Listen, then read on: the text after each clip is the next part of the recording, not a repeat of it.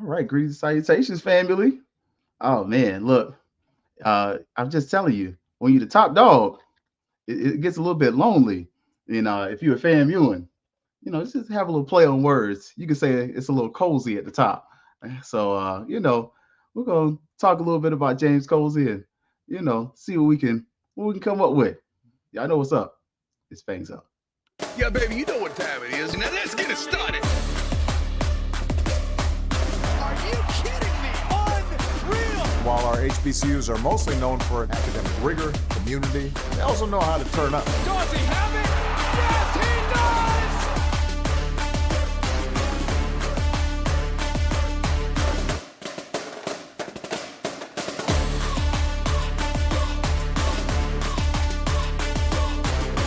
And that might be the knockout punch.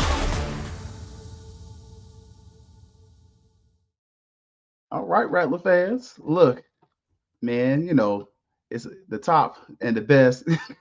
Cozy shaking his head. He said it don't look as good as OG. Okay. Well, we're gonna bring the Cozy himself in. Man, Lightly inspired by your picture in front of the Jumbotron. oh goodness. What's going on, man? How's How it you doing? going there, Coach? I'm doing well, man. I'm down in South Florida, enjoying a day or two with my family after I guess a couple successful, strike tours, one in Davie and then one in Jacksonville. So I'm here with my pops and my sisters as we kind of this will probably be the last time I see them once this thing gets going. Oh man, last time. Hopefully you see him for the UM game. I know that's Well, the plan is I think I need about 45 tickets for Atlanta. That's where my mom's from. So I think we're gonna see them in Atlanta, but definitely I'll see all the cozies in Miami. I'll see cozies I didn't even know that were cozies in Miami when we come down here in the next month or so. well, y'all. We have if you're not familiar, head coach. If he's not in the FSU Hall of Fame, you should be. And I'll definitely bang that drum. Thank you. Coach James Colzie, head coach of the FAMU Rattlers. Got him on the show today. Thought it not robbery to come on, and I sincerely appreciate it, Coach. How are things going? Going well. We had a staff meeting today. We're kind of out and about right now. Everything's kind of rolling a little bit, but some of the coaches are kind of spending time with family. So we actually had a staff meeting today via Zoom. I felt like we were back in the COVID days where everybody was looking at a computer, but had a staff meeting kind of was just talking about some things where, finalizing the roster, finalizing our training camp schedule. We're gonna have 110 guys for training camp, so just making sure we make the right decisions for the guys that we're bringing in, and just I'll be gone again next week with SWAC Media Day, and then we have a MEAC SWAC site visit. That Wednesday, Thursday, some quick strikes that Wednesday, Thursday as well, and then we get back. We're gonna do Coaches Hideaway, where we're kind of by ourselves, just speaking about what we want to do. With training, for the season, giving responsibilities and things of that nature. So I guess it's I had somebody ask me about the quick strike tour. Am I ready? I was like, well, I don't have a choice. I better be ready. So that's where we're at right now. Well, and for those who aren't familiar, man, some of the unlearned fans may not know that this is your first time as a college head coach. You were previously at St. Mary's in Yeah. Canada, Halifax, and Nova Scotia, if I remember correctly. Yeah. But could you mention a little bit about how that experience prepares you? I mean, we CFL, Canadian football is a little different than American football, but Well, football well, is football. yeah, the rules are definitely different, but the responsibilities kind of remain the same, right? It's about making sure you taking care of the student athlete, making sure that they're having a successful college experience. I would say, we in St. Mary's, it was Division 1 in Canada. We only had 27 teams in Canada, but we wore a lot of hats in Canada. Where even though I wear a couple here, but in Canada, I was the head coach, defense coordinator, corners coach, housing guy. So I had to learn how to be efficient with my time, and but also try to maintain being a quality head coach to my players. Man, and I love how you segue that. Look, I didn't send Coach these questions, so I should have. But I kind of I watched one of the videos, and if you look on YouTube, there's video from Coach Colzie's time at St. Mary's, and you can kind of watch and kind of get a little bit of his personality. He's cool and collected on the sideline. Like, I'm gonna give y'all that. But one of the things I noticed, you were kind of like a coach dad, and even like talking to you in with St. Clair and other places. I noticed how you really you take on that responsibility of being a coach and a role model. Could you mention kind of how important that is to you? Well, I mean, being the father of two young boys, right? You have to kind of do that every day, right? But I know you kind of got a glimpse of me on the sidelines during the games, but I'm probably a little bit different during the week. We want to make things extremely difficult for them during the week. So once we get to the game, right, it could be easy. But it's hard for me to go crazy on the sidelines and then expect my players to be calm. So I try to be the person that, hey, when chips are down, even when everything's going well, we're gonna try to make sure we're even kill, because at any minute, right, that could change. So I just I try to just be a good role model for them. So then if they're looking at me and they see me calm, cool, and collected, hopefully they can feel the same way. Gotcha. And kind of mentioned that you mentioned you went down there to see the pops, and some folks may not realize like your pops got a little bit of name on him now. That cozy name holds some weight. Could you talk Well, about that? That just coaching being in your blood. Well, I got a chance to watch my dad, at a young age, and watch him, do everything he needed to do as a head coach and athletic director. They put him in the FHSAAA Hall of Fame. There's some pretty good names that are in in that realm. But I learned a lot from him. He coached me when I was young. So I got a chance to be around him. He made me call him coach, even though I wanted to call him dad so many times. But we learned about respect. I learned about how to respect coaches, respect their grind, respect what they do on a daily basis, and hopefully the players are doing the same with myself and the current staff that we have. Got it, got it. And I love you mentioned y'all being on the grind. Y'all been out there recruiting. I don't know if you've seen the rankings. I know you don't pay attention to the noise.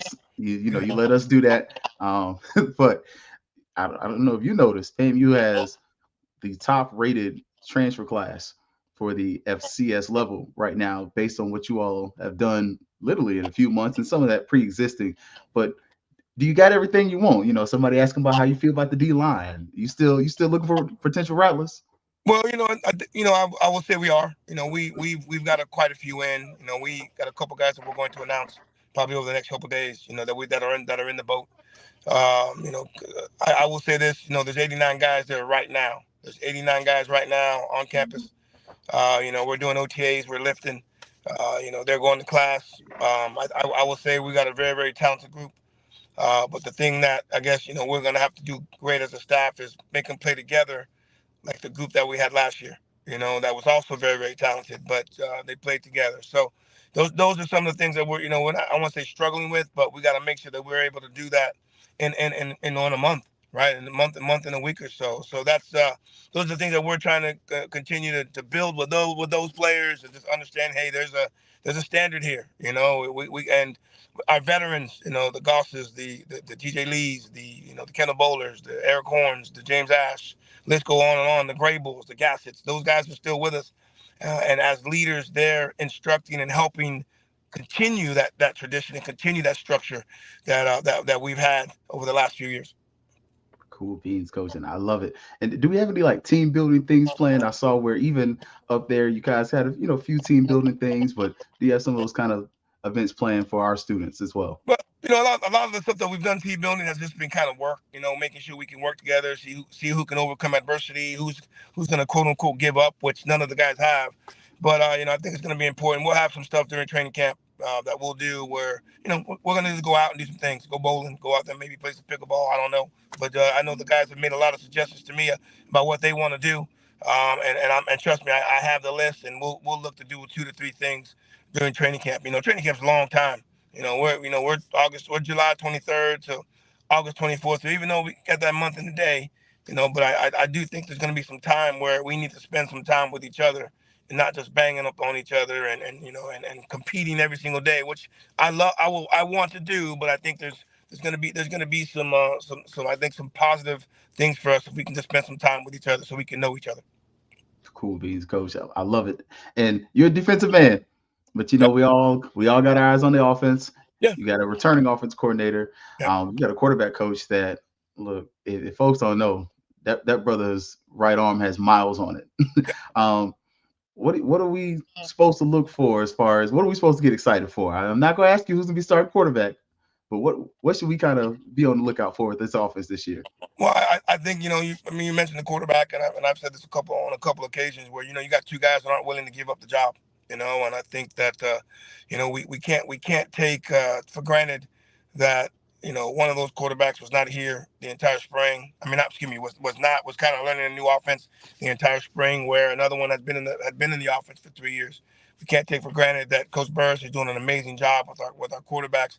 He was only here half of the spring, and he was while Daniel Richardson was learning, Coach Burris was learning. So, I think there's a couple times I remember during practice, Junior was pointing out what we should have been doing after a play. So, I think both of those guys are doing a really really good job with running the offense. I think they're slowly but surely, they're getting the confidence from their teammates. But we will have to have well, I mean, we'll be meeting daily on how each guy's doing. I think the biggest thing for me is making sure we take take take care of the football in that position. They're going to be well protected.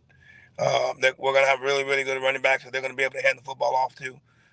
And we got some pretty good receivers that that we know and can possibly take advantage going down the field, and we can just get the ball to them in the right hand. Get them in the right spots, get the ball to them in the right spots. But that's what I'm looking at. I'm not looking for the glamorous points. I just want a guy back there who's going to run the offense and take care of the football. Because if we can do that, we'll be really, really good on defense. Obviously, running the football with the type of offensive line that we have, it's gonna boil down to the guy who's going to take care of the football the best. And we'll do some things throughout training camp to figure out how that's going to shake out. Awesome, awesome. And defensively, Mhm. this is your baby. And Yep.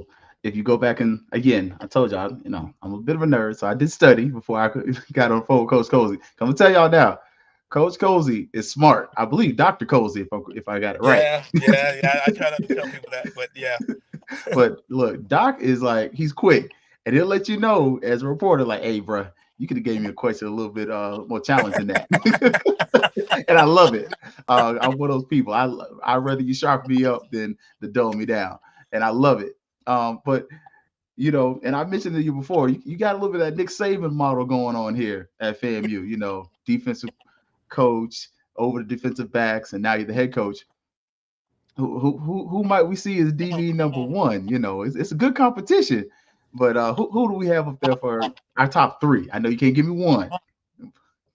Well, I mean, you got an All-American coming back, right? Kendall Bolder's there, and he's been about as solid as anyone that could be. You always expect a little bit of a drop off when a guy has the amount of success that he had last year, and he hasn't missed a beat. He's done an amazing job in the weight room. He's a graduate, so he's maturing, and he's getting a lot of pub, but he's not it's not getting to his head. He is working every single day. Obviously, Deco Wilson coming back from the portal, a guy that was in the portal. A lot of people thought that we had lost. He's been with us the entire summer, and he was probably probably I would say one of our best defensive backs at the end of the season as he took control over that free safety spot. I think that a lot of people are going to be surprised with Andre Powell, a guy who's made a lot of headway on special teams, and he's just been a guy that has just waited his turn. You weren't gonna start behind number two Morgan.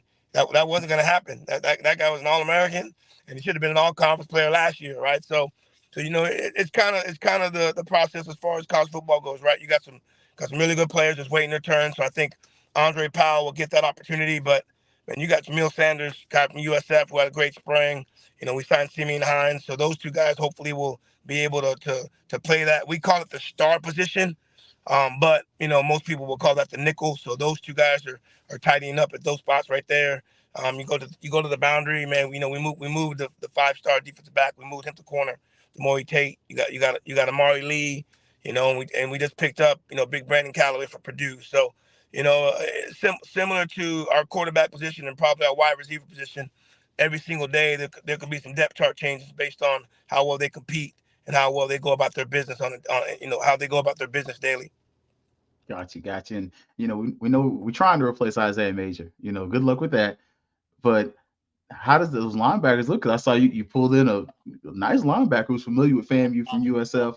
What we looking like at linebacker, coach? Well, I haven't been in the office the last couple of days, but when I am in the office, Isaiah Major always comes by. I told him I'm going to give him number 46 this year. He's got to cut his hair, and he's got to hide his tattoos so people don't really know who he is. But hell, once the whistle blows, they're going to know exactly who it is once he goes out there and makes tackles. But obviously, you wish you could have that guy back. But we knew those two positions, especially losing Chainer into the portal. And the way Coach Smitty handled those two guys, on the daily, arguably those two guys should have both made all conference. But those, we lost two really good players, but we also lost two really good leaders.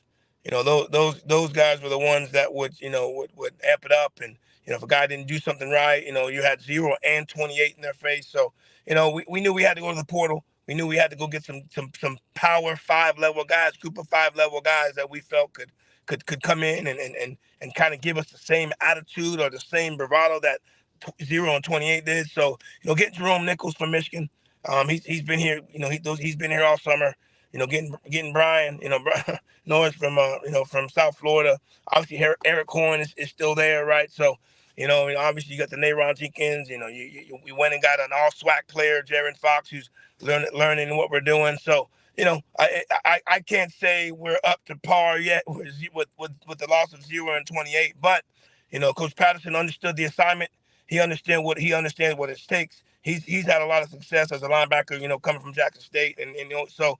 He took it upon himself. He could have easily just coached the defensive line. He could have easily just coached James Ash, who's going to be a draft pick. But, he understood that the assignment of the defensive coordinator it's gonna boil down to how good our linebackers are. So he took that. We joked about it last week, and I said, hey, you still want you could go back to the D line. You know what I mean? He's like, no, coach, I need to coach the linebackers, and he's doing a really, really good job with it. So, we'll be good. I'm hoping that we can be up to that par of number 0 and number 28, but we still got a lot of ways to go to make sure that can happen. Cool. And the game is won at the line of scrimmage. This. What is this FAMU defensive line? You lost arguably your best defensive tackle and defensive end, but you brought some smoke now. Yeah. So what you looking like over there? Well, you lose General Hunt. He goes to Illinois. I mean, I think that's just a tribute to the program. The kind of guys that Willie Simmons and Coach Smitty and obviously Coach Patterson was coaching, over the last couple of years. I mean, people are like, well, how did you guys go 12-1 and win the championship? Hell, we had players, man.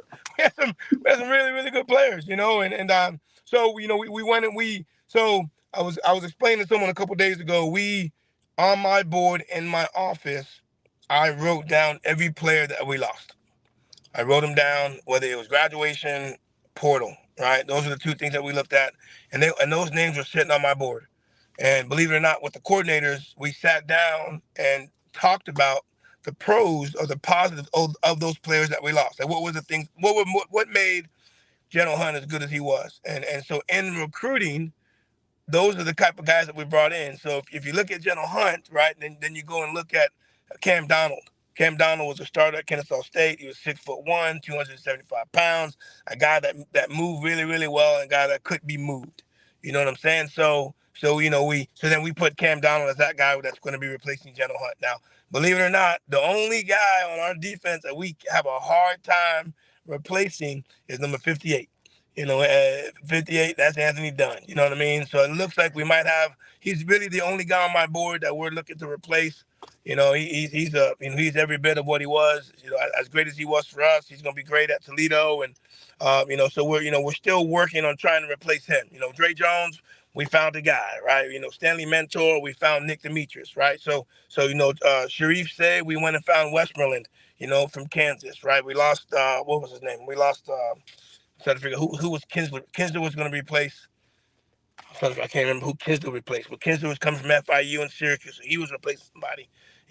People thought we lost Alan Smith in the portal. Well, we didn't. Alan Smith's been with us all summer. So, Eric Smith, who's going to replace Eric Smith? Well, we went and got Brandon Callaway. So we have replaced ultimately every single player that we felt on defense that we needed to replace. But the only one that, like I said, we're waiting on is Anthony Dunn. And it looks like, Coach Patterson, Coach Walker have done a good job of maybe finding that person. And so hopefully we can be able to announce him in the next week or two. Cool beans, coach. And I'm gonna start wrapping it up because I know you busy man. That's all good. But I'm in Miami in my car. That might be the safest place to be right now. so just to show you, I did pay a little attention on the show. What are your 4 expectations this season?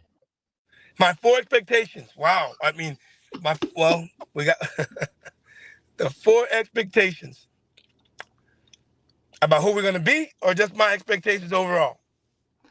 Expectations overall. I'll take that. Okay, well, I think first and foremost we got to beat that team down there in Daytona Beach. That's the first thing, right? Second thing, we got to make sure we win the SWAC East.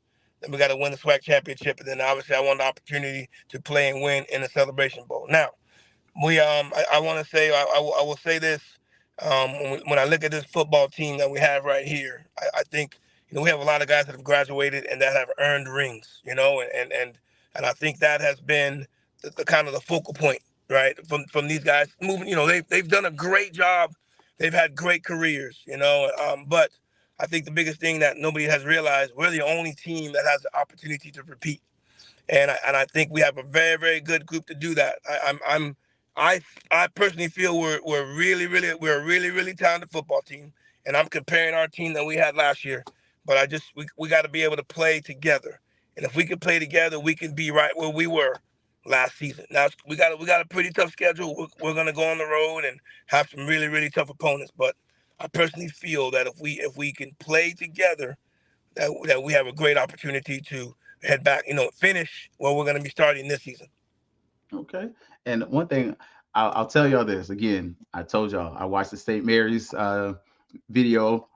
Coach has been the same as far as his commitment to academics and providing a good experience for students. So he's saying the same things, and you're going to see some of those same things. I fully expect that because I could tell those students at St. Mary's seem like they enjoyed their experience up there. Now, last 2 questions. Everybody has fun when you win. Everybody's having fun when you're winning, right? Everybody's having fun when you're winning. So it's an amazing time right now. It's a great time because we're winning. You know what I mean? I always wonder what's going to happen when we get a little bit of adversity, how we're going to react and how we're going to respond. And I really, really feel with our seniors and the veterans that we have on this football team, they're going to pull us through. And I'm excited for what they're going to bring to the table. Gotcha. And so one of my last 2 questions, and you're a visionary. I love that about you. From what I've seen and what I've spoken to you, what is your overall vision for this program? Like, what do you envision it being? What do you kind of want it to go? There's 2 parts to our program right now. 2 parts of at the end of the season that we have the chance to win the SWAC and play for the Celebration Bowl, right? And then if you don't make the Celebration Bowl, you have to go to the FCS playoffs, right? But I remember the times, again, not necessarily playing at FAMU, but I don't ever want FAMU to not be relevant. And there were some times when we had some down seasons as I look through history, and I look at the alumni, I look at the support of this program. Obviously going around the country and just being able to speak in Vegas and Chicago and DC, and it's like I don't ever want FAMU to ever have to go back to not being what FAMU should be. FAMU is the number 1 HBCU in the country for a reason. So why is the football not? Why is we are now, right? Obviously, but I don't ever want that to happen under my watch where, FAMU's not a very good football team or, they got a great school and not a good football team. So I don't ever want that to happen under my watch. Now, if I'm looking forward, man, I really, really think, especially with the dynamics of this, the way college football is going and all of these teams that are moving up, and again, I don't want to make anyone mad. I'm just speaking on what I feel. I really, really feel that we could be up there as one of the FBS programs and have a bunch of success as an FBS program. You give us 85 scholarships. That means you're giving me an opportunity to recruit 22 more players. People really don't understand that when these suckers come to Tallahassee and come to a game and hang around our program and hang around the student body and have a chance to go eat fried chicken on Wednesday and have a chance to hang out on the set on Friday, they're locked. They're done, right? I actually need 10 more scholarships, right? But I can't go over the 7. I can't go over 63. But the amount of people that want to be a part of this program, right? So those are 2 things for me. If I would love to see FAMU ever go as a team that's not good, right? Especially under my watch. FAMU should be winning the SWAC East or playing for the SWAC championship every single year. And I would often wonder what FAMU would look like as an FBS program with 85 scholarships. I mean, wow. That's the state itself, right? You know what I mean? Just the state, just being in this state, having 22 extra scholarships to say that Florida A&M is playing Division I football. You want to talk about raising money? Well, there you go. And look, Colzie, I told y'all, smart man. And look, one thing I'm gonna tell y'all about Coach Colzie. I don't know, he got a little capital or something in him because that brother stay fresh.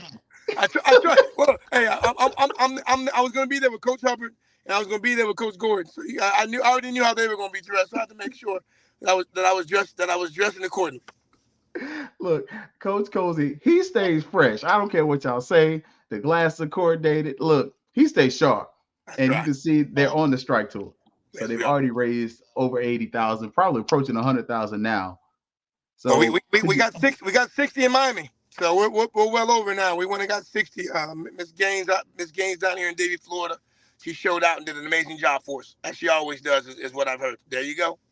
Look, you see Coach and the squad up there. So, Coach, could you mention to those who don't know, just as I prepare to let you go on about your day. I know you may have to go to Flanagan's, Miami Subs, one of the Miami staples down there. Look, believe it or not, I got to be at Office Depot because my darn computer went down, so I got to get a new cord. But we're good. What you got? So, what's the importance of the strike tour, especially for your football program, but for the university at all? I would say. I'll start with myself. I get a chance to be around, and again, we get a lot of support, right? And I'm all over the country, man. And I wear this everywhere, and everyone. There's not a day goes by where at least 10 people are telling me that FAMU. They got a cousin that went to FAMU. They went to FAMU. Who are you? Aren't you the new coach? All that, I love that because obviously, the support is there, right? But the financially, it gives the opportunity for people to donate to our athletic Rattler fund, which it doesn't just go to football, it goes for the totality of athletics. And I get it, man. I know when I go there and I'm sitting there with our basketball coach, our women's basketball coach, I'll be with Coach Shoop, our baseball coach, next week, and I get it. I understand everyone wants to talk football, but the Rattler Athletic Fund helps with the entire athletic program, right? And then similar to getting questions from the alumni. I got a chance to meet a young lady who graduated from FAMU in 1951. She played on the women's basketball team. And she played basketball with Althea Gibson, So you get a chance to be around someone like that. Where at Miss Gaines's home, I was with someone that had just graduated in 2023 and was looking to be a booster, for their entire time, right? So, you get a chance to do that. You get a chance to do that, be around, people who really, really, really, really love Florida A&M. And that's what it's for me. Now, again, like I said, donating money, helping the Rattler Athletic Fund. And I want you to know, I get this question every time. I still haven't answered it yet, but everybody wants to know who the darn quarterback is. So I often tell them I can't tell them. So, that's a great way to start the talk. And then I think I limit all the questions that I actually would be getting at the end of the talk. Well, I appreciate it. Well, Coach, thank you for coming on the show. Look, head coach of the FAMU Rattlers, James Colzie. Look, Coach is modest. He's better than me. Look, God knew he couldn't give me that kind of talent because I'd be braggadocious. Look, this man, one, he's got a PhD, Dr. James Colzie. 2, he played in the NFL. He also played professional baseball, minor league baseball. I did. National champion at Florida State? Yeah. We should have had 2, but we got 1. Got robbed. National champion coach at FAMU. Yeah. Like, this brother has accolades out the wazoo, and he's just as humble and as meek as he could be. So, thank you for coming, Coach. Look, I sincerely appreciate it. I appreciate it, man. I have to make sure I let you know I've been around some really good people. and my mom and daddy raised me right, and they told me how to be, and hopefully I can continue on the path that they wanted me to be on. Look, coach is living the legacy. He is a living legacy. Look, I'm just telling you. Look, coaching's in the blood, and championships are too. So I will see you at that first home game. Probably won't make it to Atlanta, but I'll Okay. definitely be up there for the first home game, and looking forward to seeing you there, coach. And looking forward to giving you a handshake, man. Give you a hug too, bro. I appreciate you. Always, coach. All right, take care, man. Yes, sir. Look, y'all, as y'all saw, look, surprise, we had Coach Colzie on here today, man, and really want to kind of let him come on early. We talked a little bit about the quarterback room, what I thought about it, but wanted to make it known, kind of what's been going on. Let y'all kind of see Colzie. Again, this isn't my first time speaking to him, but he is always like that, like really humble. He's not gonna be too, you know, poke my chest out type cat. But you can see one of the things, and if you want to go back, there's he was at St. Mary's College in Canada, and they actually have like a documentary where they follow the team around for a season, and you can actually get to see some of the, coaching chops and some of the stuff they did. They didn't win every game, they didn't lose every game. They had a pretty solid season, so pretty good program. And you can see where since Colzie's left, there's been a slight drop off. So you know, it's not for nothing. Now, since we got Colzie on here, make sure we talk about Coach Precious' squad. Look, she signed a guard and she signed a center. I'm just saying it like this. Um, Men's basketball coach, well, she didn't apply some pressure and he didn't follow it up.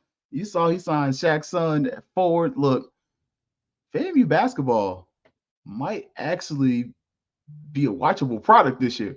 Like, I'm gonna give our basketball coach this. Hey, the brother that evidently signed a contract. Like Larry done got that 1 year done for him. So let him cook. Like, get that man a year to cook. I know some of it is backlash from other stuff. Let that brother try to cook, because so far, one of the things we can tell with FAMU, just as a program, we're not struggling in the coach department. Like, I can verify the majority of our coaches, y'all like, you probably love. You start looking at championships and whatnot, so it's gonna be some fun to be had. Good season, and one of the things that I knew Coach Colzie wasn't gonna answer it, so that's why I didn't ask about the quarterback thing.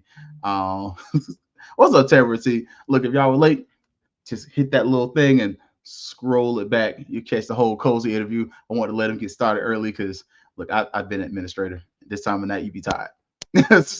But I think when it comes to quarterbacks, we got a good room.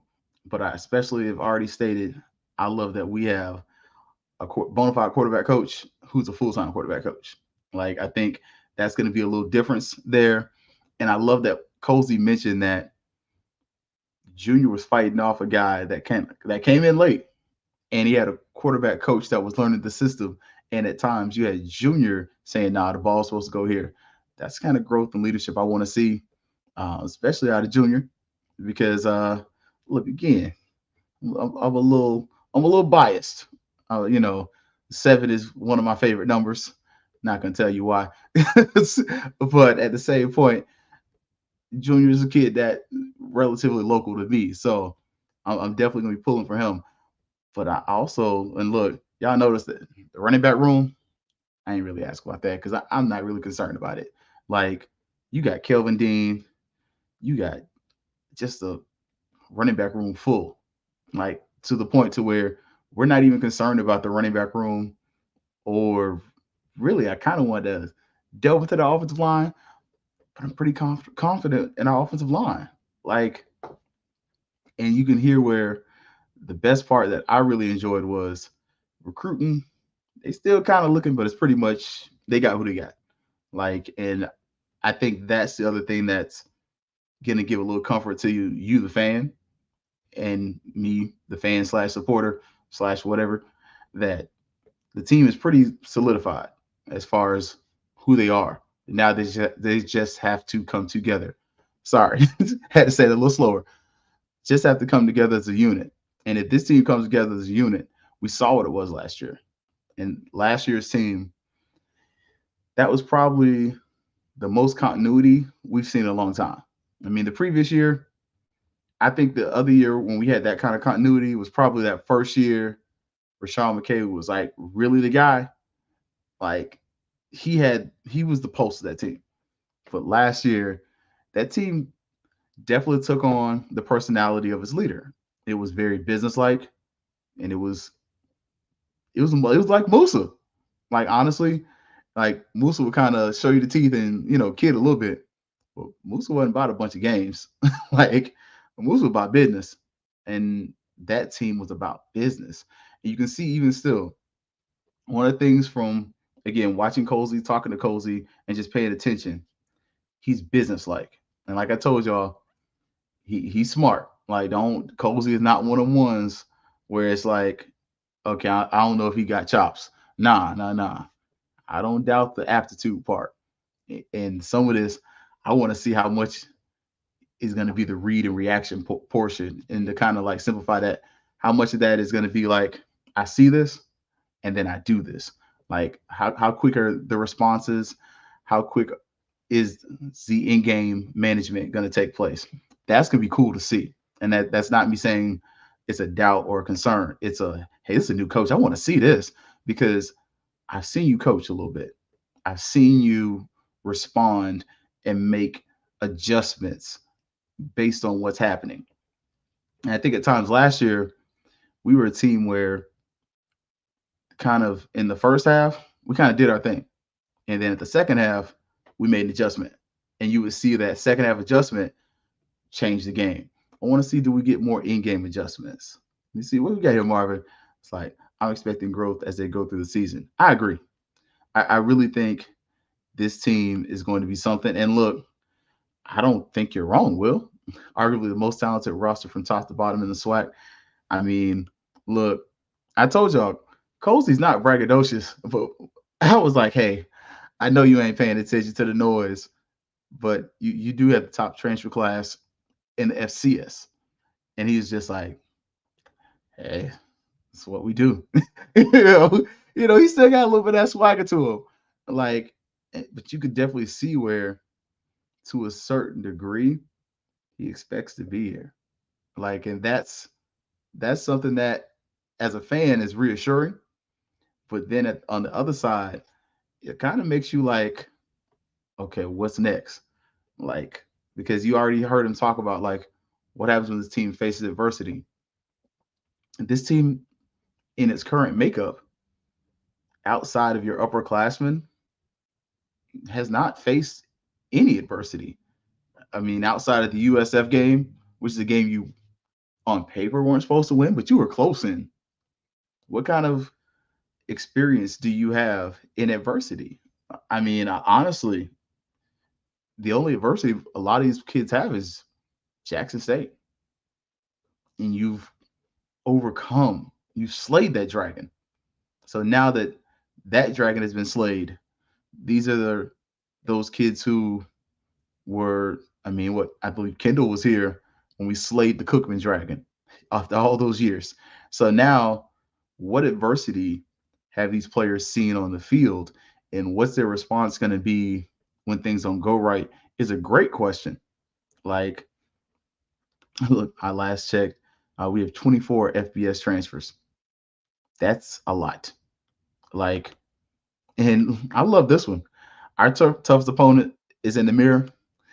I only disagree with that because we play Miami.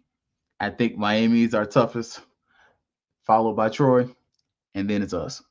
Because, and I'll be honest, I think if we had the FBS number of scholarships and we're at FBS program, I don't think Troy would be a question. And it's not like doubting their it's not doubting their skills of program. It's just addressing that, when I get you on campus at FAMU versus when I get you on campus at Troy, it's two different things. I think FAMU is an easier place to recruit.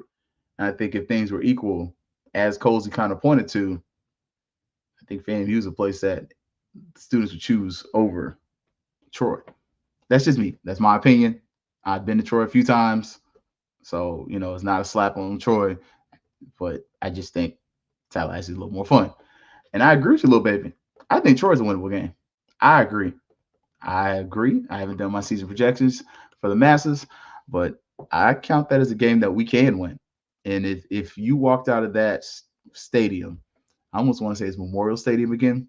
I don't know the name now, but I think you walk out of there with a W. Nobody's surprised. Like I don't think that's a game where you win that game and it's on Sports Center. It's like, oh my gosh, nobody saw FAMU coming. I think it's more of one of those where you kind of have a game versus Miami. It is what it is. You play that team in Alabama, and all of a sudden you get that win. I think it's something where ESPN's like, this is Celebration Bowl champions. Like, whoo. And I can't sell you that, bro. I'll say this. The only reason I would say that Miami, and every game's winnable.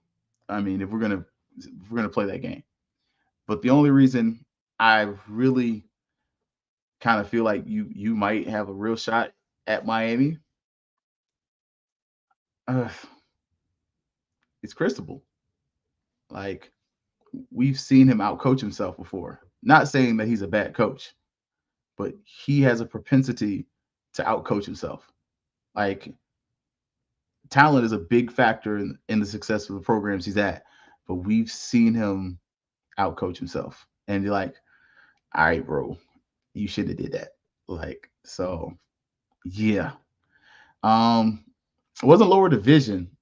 That was that the year they lost to Joshua School? Look, y'all know I stand on data.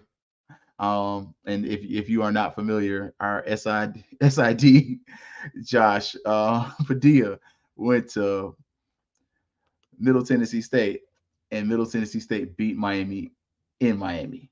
And that dude was running like a scalded dog when he caught the ball. So look, I'll pull up the schedule. Y'all know me. I'm petty. I like data. Last year, they beat the hell out of Cookman. That was the year before. Yeah, the year before when they lost to Middle Tennessee State. But FAMU did beat them, but that was in the 70s. Like, we gotta call spades, y'all. Like, the cards have definitely changed since 1978, something like that. Yeah. UCF wasn't playing. USF was not you did not have those schools draining talent from your roster. And I think that would be an interesting study to see, since the addition of those additional schools, how that's adversely affect historically Black colleges, especially in the realm of draft picks. So again, but yeah, y'all know me. I'm be realistic. That Miami game, it's gonna be a tough fight. But if you down 21 at the half, hey man, let them boys have that. Just live to fight another day. Because as long as they cut that check for $80,000, you're good. Now I do have a question. And I'll pose this question for the masses. Is this website still good? Like, because if it is, I'm just saying, it would probably be the most efficient way for us to raise money. I'll ask a friend. I might even send that to our AD to see if that's like a thing, because honestly, sending stuff to the Rattler Athletic Fund, definitely a great way, probably the best way. But if you got a strike through a website, use it. Just saying, Look, and I'm with you, little baby. I just don't want to lose by 60. I ain't gonna lie, I'm not gonna make that one. It's gonna be hot, like right there. And Kiss has a fumble or turnover problem. He's human, yeah. Mm-hmm. But that boy different. Like, honestly, I think when you're looking at Cam Ward, I think Andrew Body. Like I think Cam Ward is a rich man's Andrew Body. Like you start looking at the measurables, height, weight, speed, a lot of the other things that you kind of look at. I think that would be the most comparable that you would do if you're looking at film. The only problem with looking at film with Andrew Body is Texas Southern's line was butt cheeks. So, I mean, Miami's line wasn't great, but it's going to be better than what you saw at Texas Southern. And as Coach Colzie mentioned, you lost your best edge rusher in Anthony Dunn, and been a position where you haven't been able to make an immediate replacement for caliber player. That's what I took from that. So when I'm looking at that Miami game, that's gonna be my question with that. Like, is it winnable? Every game's winnable. Is it realistic that you're gonna win that game? Or likely? There we should. It's not likely. But it's gonna be interesting to see because that's why I came back and I asked Coach just like, hey, what's up with this D line? Because the line of scrimmage is where you win championships. And honestly, FAMU won last year because we dominated the line of scrimmage offensively. Coach Colzie, he pointed out, I'm not really concerned about this offensive line. He pretty much told you, we're gonna maul you. Like we got some dudes on the line of scrimmage, which I'm interested to see how that's gonna go. But on the defensive line, that interior line is gonna be a problem. Like that was what General Hunt was so good at. He wasn't just the type of player that he was just strong. He's short. He's like 5'11. Like not short, but he ain't no 6'4", 6'5" defensive tackle.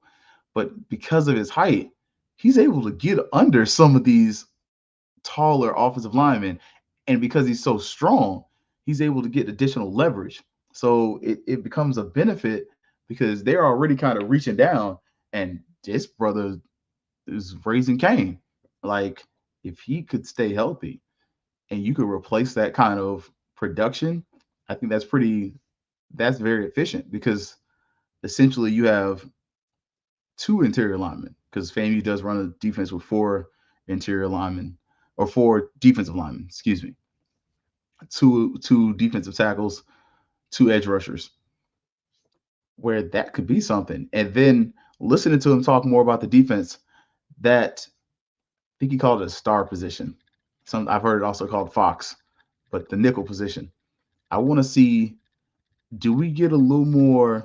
And because we have Kendall on the team, do we see a little more other bowler out of our nickel? Remember what BJ was? Like, BJ coming off the blitz was a problem. And you compound that with the ability for FAMU to get pressure from its defensive line. All of a sudden, that creates additional havoc and creates more havoc plays. And that's going to be something that's going to be interesting to see. Like, and I didn't want to go too much into like, hey, coach, what's your scheme? What's your scheme? What's your scheme? Because if he's giving the scheme here, he's giving the scheme everywhere. Not that everybody in the SWAC watches the Fangs Up podcast, even though they should. And if they're not, share, like, subscribe, let them know, where the good times are at. But at the same point, like, that's going to be something that I want to see as a person kind of watching the games. Because if we're able to get a little bit of pressure, and we're talking about these aren't short corners. Like, they're 6 foot and above. And, BJ's about 5'10", 5'11". Kendall's a legit 6 foot. I mean, and I ain't saying that because, he's a member of the Noble Clan. I'm saying that because I've stood next to the guy. Like, I've spoken to him, and it's always, I got my neck is up just slightly. It ain't like this. I ain't that short. But, it's a little bit of, all right, young man, you taller than me. Like, he's legitimate 6 foot. He looks like, you just look at what he's done in the gym. It's noticeable. It's not something where you're just like, oh man, Colzie's blowing smoke on my butt. Like, one thing I like about Colzie, he calls spades. Like, he ain't gonna sit up and tell you like no lies from football perspective, and he'll correct you if you're overreaching. He'll be like, hey, I don't know if we there yet. He'll say, this is where we're at. I am where my feet are at, and I like that about him. And I'm enjoying when I'm seeing some of the change in our student athletes, especially your higher end athletes. Some of it's in body type. Like Willie Simmons hinted at this last year and in previous years when he talked about the build of our players. Look at our players and how they're built, and not so much of just like height, weight, speed, but actually muscularity. And one of the things that I definitely feel like I've noticed when our players come back from the NFL, they don't look the same. Like, even when some of them go to the combines, they look completely different. Remember what Isaiah Land looked like before and after? Like, he was yoked up. And you were like, Isaiah Land was like, he had some muscles, but it wasn't built like that. Go look at the picture of Terrell Jennings. He looks different.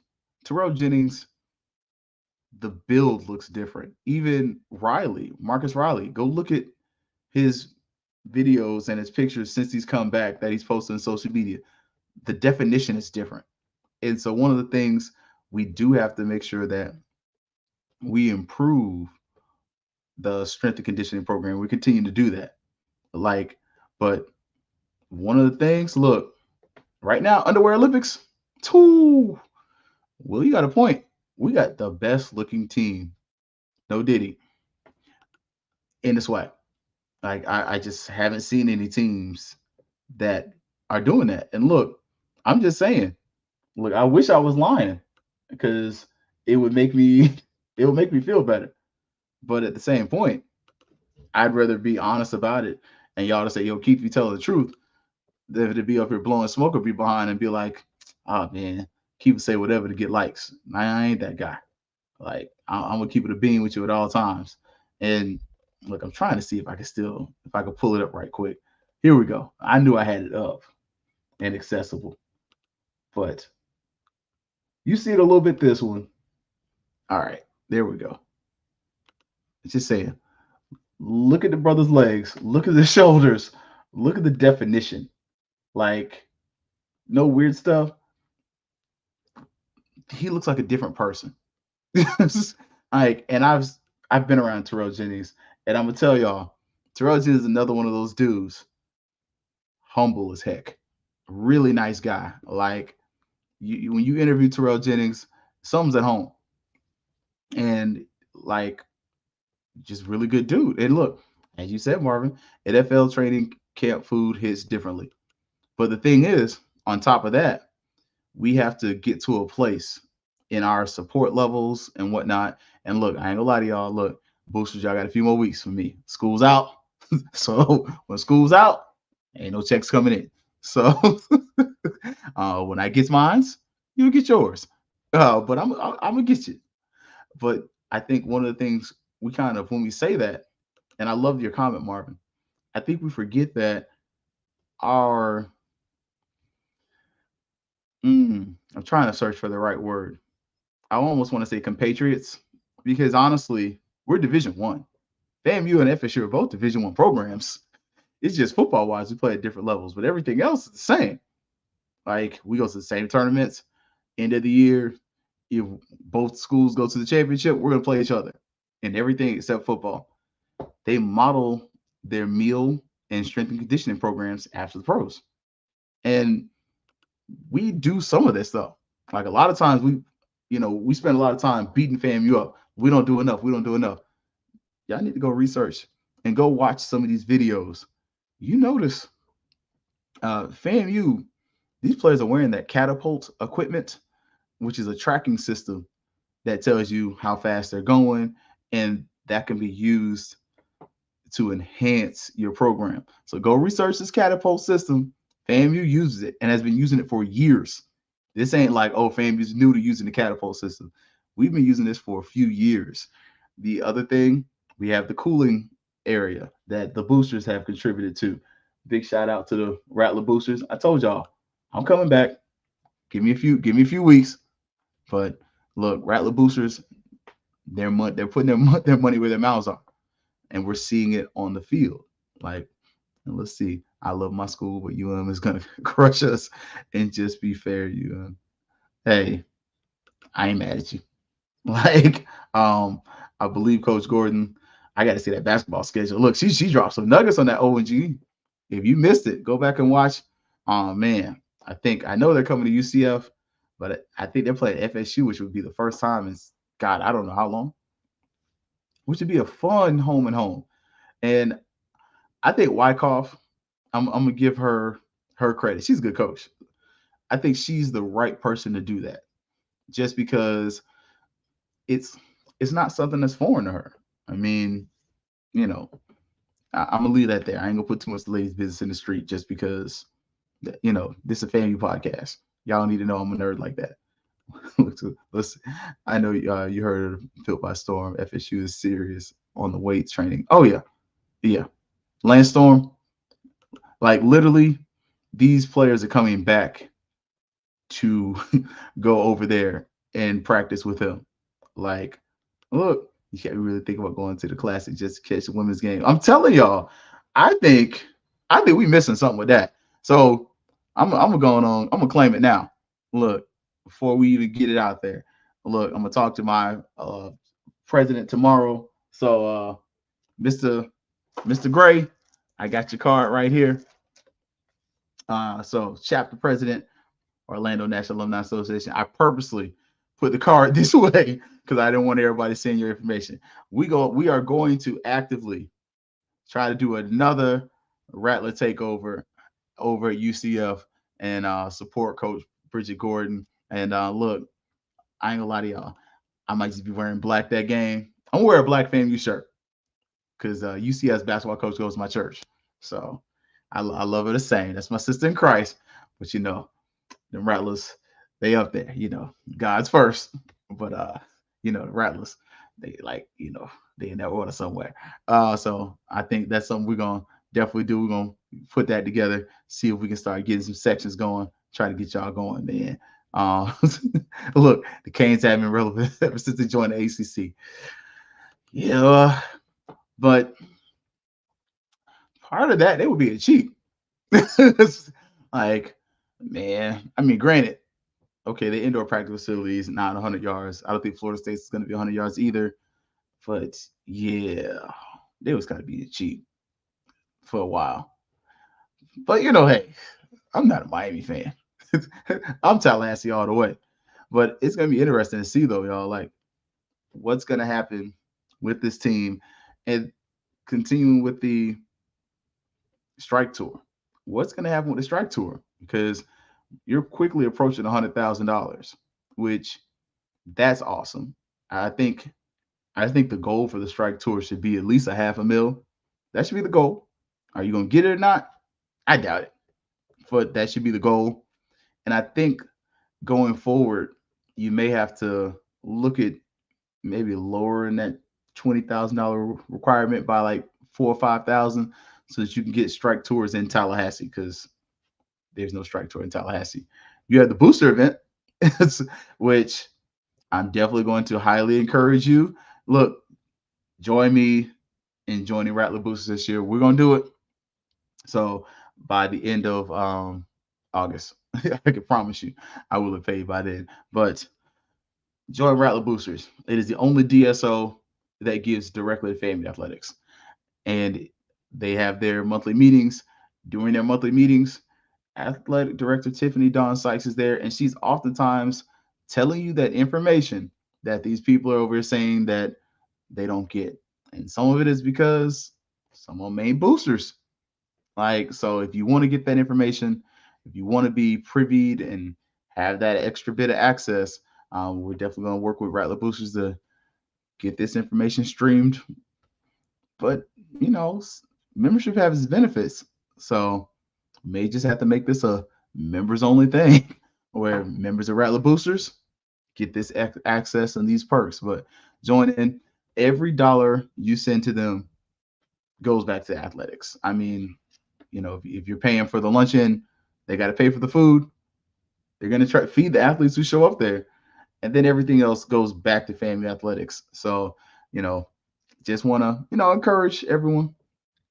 Just put my little business out there. And look, Strike Tour needs to consider doing more encouraged season tickets in addition to just donations. I agree. I think this is what I think, and I agree with you, Mike. I feel like we sell ourselves short when it comes to our sale of season tickets because you do have schools that have already sold their allotments of season tickets. I think on the Strike Tour, you should definitely push for just the overall fundraiser, but you should definitely be pushing to increase and encourage people to become season ticket holders for both of your sports that sell tickets. Like you need to encourage them to support basketball and football.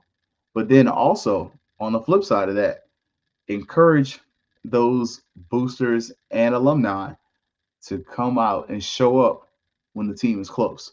I think that's something else that we should be pushing. Like we should have things where if FAMU comes to Jacksonville, and y'all know they already do this, so I'm not throwing rocks at a glass house, and I'm throwing rocks at a brick house because they do this.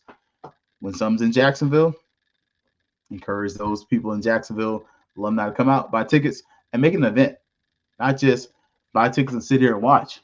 That's all well and good, but you got to get that other piece. And one of the things that you caught when they were talking about the Hall of Fame, they were like, okay, cool. You're going to sit here. We're going to announce the Hall of Famers. Then we have a party. Oh, shoot. Now all of a sudden, I get fed and I get to, shake my tail feather a little bit. All right, there we go. It's a party with a purpose. I think that's one of the things that's the way you increase these events and increase the engagement. Because when an event's in Daytona, Central Florida, it'd be great if we all went over, took over a restaurant not far from campus. If you want to be bougie and get some of them sweet wings, you can go to Bethune Grill and get some wings because they are fire. But from there, hey, we meet up, then we go and we take over more gymnasium. Same thing here at UCF. And the thing about UCF, literally right next to the arena, a bunch of food options. Like, I'm just saying. Oh, look, I'm with you though. Them 6:30 games driving back to Jacksonville, not cool. I'm with you on that. Like, I'm with you. All right, y'all. Look, Tamara T, you already see what's up. All right, man. So, look, we're gonna come here. We're gonna talk about this running back room, receivers, and get y'all ready, man. Appreciate Coach Colzie for coming on. If you missed him, go back, rewind to the beginning, like, subscribe, share, all those good things. Tell somebody about the good things that's going on, and we'll see y'all. Probably might be a little recording, but we're going to talk about the running backs and receivers and really most of the offense, tight ends. So y'all already know what's up. It's about to be Fangs Up. Yeah, baby, you know what time it is. Now let's get it started. Are you kidding me? Unreal! While our HBCUs are mostly known for academic rigor, community, they also know how to turn up. Does he have it?